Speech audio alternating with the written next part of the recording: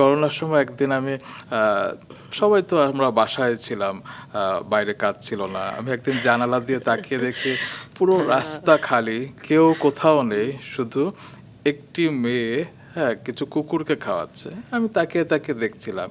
হঠাৎ করে যখন ওড়নাটা একটু উড়ে গেল, আমি দেখলাম সেটি জয়া আহসান। ও মাই গড! করোনার সময়টা তো খুব টাফ, মানে আমি জানিও না কবে এটা শেষ হবে। অর্থ তো আসলে আর্থিকভাবেও সবাই তখন খুবই একটা নিরাপত্তাহীনতায় ছিল। তারপরে মাংস পাওয়া যেত না, খাবার নিজেরা স্টক করে রাখতাম, সেখান থেকে সারমেয়দের জন্য খাবার তৈরি করে এবং আমি প্রতিদিন নিজ হাতেই রান্না করতাম। মাংস খাওয়াতে পারতাম না সব সময়। তো আমি তখন যারা ভালোবাসে তাদেরকে একটু নক দিতাম, ভাই আমাকে একটু মাংস বা এই মুরগির ডানা পা এগুলো একটু জোগাড় করে দাও।